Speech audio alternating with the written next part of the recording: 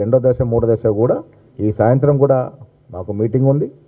డెఫినెట్గా రెండో దశ గురించి మూడో దశ గురించి ఎమ్మెల్యేస్తో డీసీ ప్రెసిడెంట్తో ఎప్పటికప్పుడు మేము సంభాషిస్తామని మాట్లాడతాం.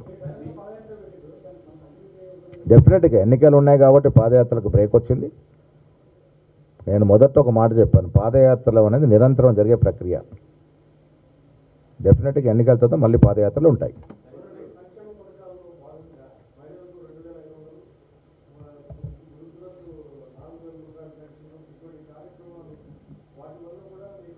ఉంటాయి. ఇప్పుడు 5 ఏళ్ల ప్రభుత్వం మాది, 7 లక్షల అప్పుతో మాకు అధికారాన్ని ఇచ్చిపోయినారు బీఆర్ఎస్ నాయకులు.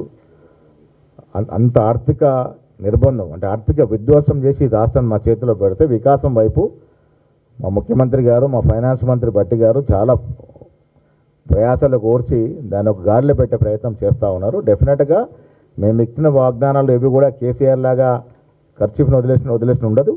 వెనక ముందు ఇచ్చిన వాగ్దానాలు కూడా పూరించుకుంటాం.